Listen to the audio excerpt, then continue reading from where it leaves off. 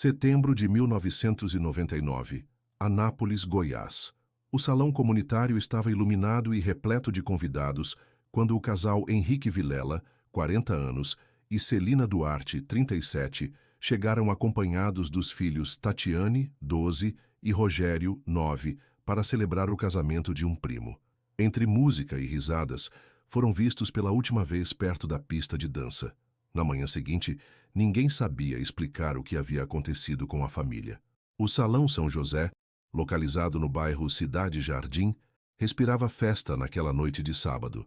Flores de papel crepom amarelas e brancas decoravam as mesas, enquanto pequenas lâmpadas coloridas pendiam do teto baixo, criando uma atmosfera calorosa. O cheiro de farofa de banana e carne assada vinha da cozinha improvisada nos fundos, misturado ao perfume barato e ao pó de arroz das mulheres que dançavam forró. Henrique trabalhava como mecânico em uma oficina na BR-153 e era conhecido por sua risada alta e contagiante. Celina, cabelos cacheados presos em um coque baixo, usava um vestido floral azul que havia comprado especialmente para a ocasião. Tatiane, com seus 12 anos, já demonstrava a beleza da mãe, enquanto Rogério corria entre as mesas com outras crianças, a camisa social já manchada de refrigerante. Por volta das 21h30, Marisa Porto, prima da noiva, lembrava-se claramente de ter visto a família reunida próxima à mesa do bolo. Henrique conversava animadamente com outros homens sobre futebol, gesticulando com um copo de cerveja na mão. Celina ajeitava o vestido de Tatiane, que reclamava do calor. Rogério havia acabado de ganhar um doce de uma tia distante. Eles pareciam tão normais, tão felizes, diria Marisa anos depois. Henrique até brincou comigo. Disse que a próxima festa seria o casamento da Tatiane, que ela estava crescendo muito rápido. A última pessoa a relatar ter visto a família foi Osvaldo Mendes, o fotógrafo da festa. Eram cerca de 22h15 quando ele os flagrou em uma foto espontânea. Henrique com o braço sobre os ombros de Celina, Tatiane fazendo uma careta engraçada e Rogério de costas, correndo em direção ao corredor lateral do salão. O flash da câmera os capturou naquele momento descontraído e comum. Minutos depois, quando a música parou para o corte do bolo, Marisa procurou pela família para chamá-los para a foto oficial. Não encontrou nenhum deles. Perguntou para outros convidados, que apenas balançaram os ombros. Alguém sugeriu que talvez tivessem saído para tomar ar fresco no pátio dos fundos. O pátio estava vazio. O estacionamento também.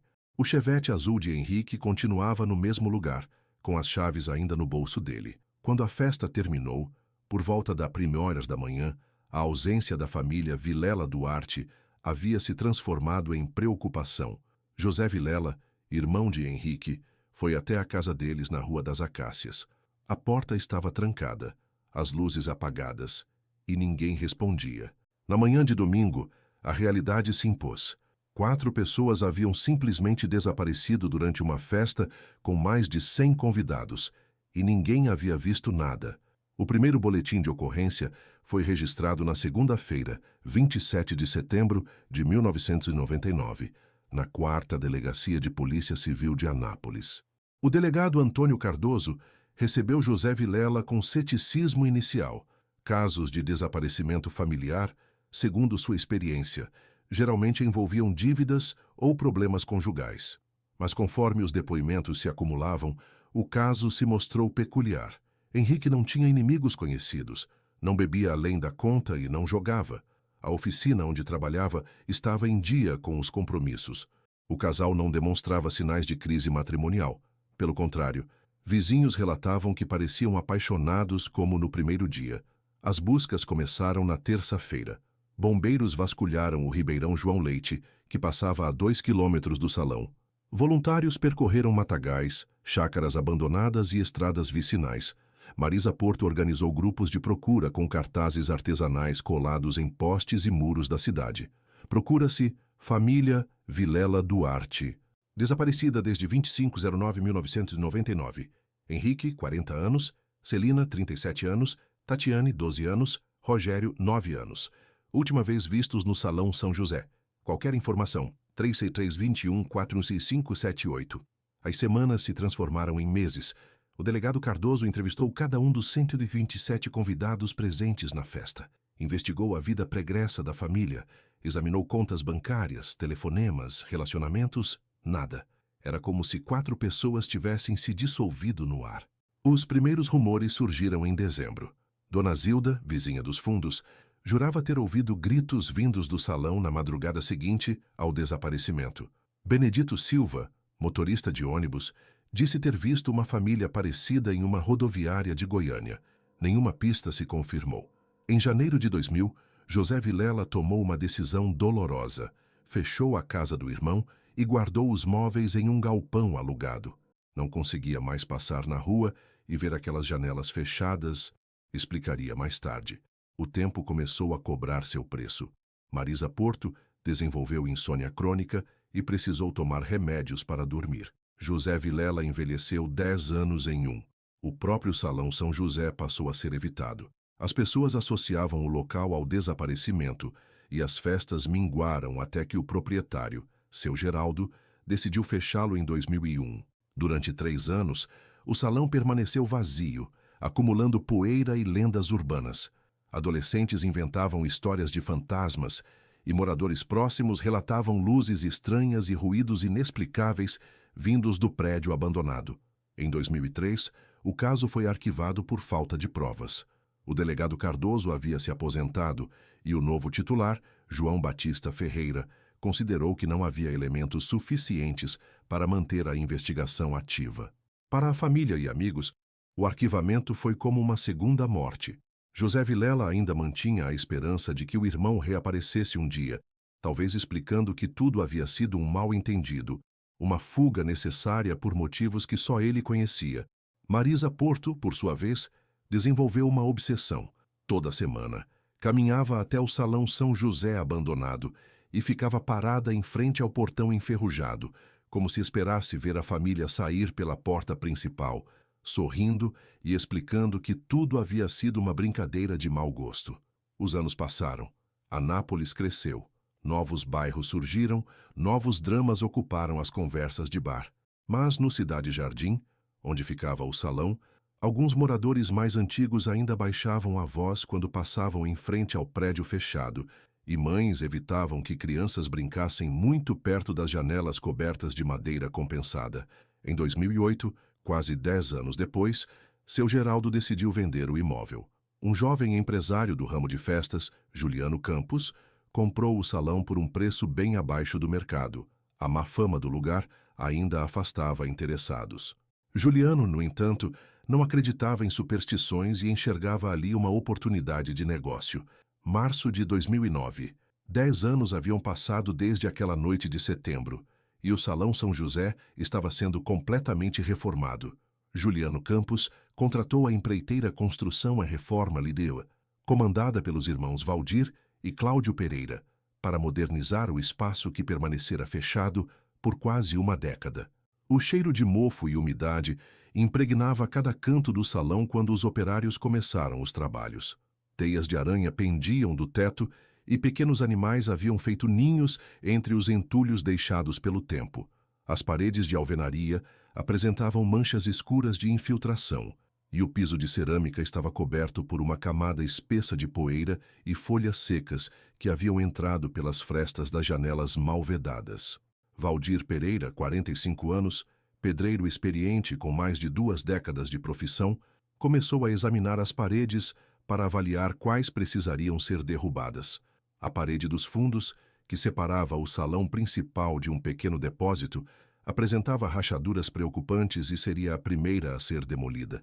Na manhã de 18 de março, uma terça-feira ensolarada, Valdir posicionou a marreta contra a parede de tijolos. As primeiras batidas ecoaram pelo salão vazio, levantando nuvens de reboco e pó. Quando o primeiro buraco se abriu, Valdir esperou encontrar o interior oco da parede. Em vez disso, sua marreta encontrou resistência, algo sólido, mas diferente do tijolo. Intrigado, ele alargou o buraco com mais cuidado, usando uma picareta menor.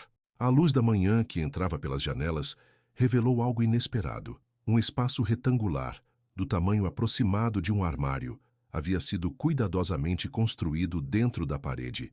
Cláudio, Vem cá ver uma coisa, gritou Valdir para o irmão, que estava do lado de fora descarregando o material. Cláudio se aproximou e ambos alargaram o buraco até conseguirem enxergar completamente o interior da cavidade. O que viram os fez recuar instintivamente. Dentro do espaço oculto, organizados com um cuidado perturbador, estavam objetos pessoais que pareciam ter sido colocados ali com intenção deliberada.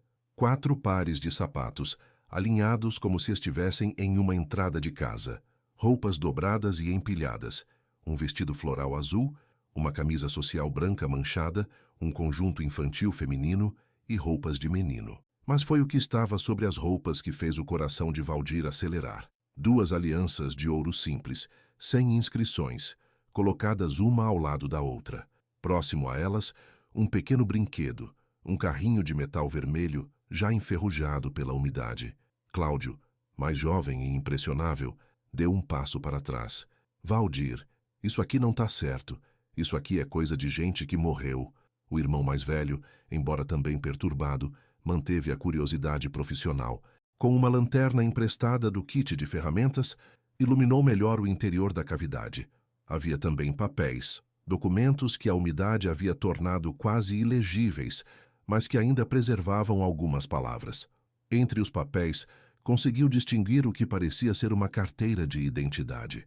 O plástico estava opaco e descascado, mas ainda dava para ver uma foto desbotada de um homem de meia idade, sorrindo. Abaixo da foto, letras embaçadas, mas ainda legíveis. Henrique Ville. Valdir sentiu um arrepio. Ele havia crescido em Anápolis, conhecia as lendas locais.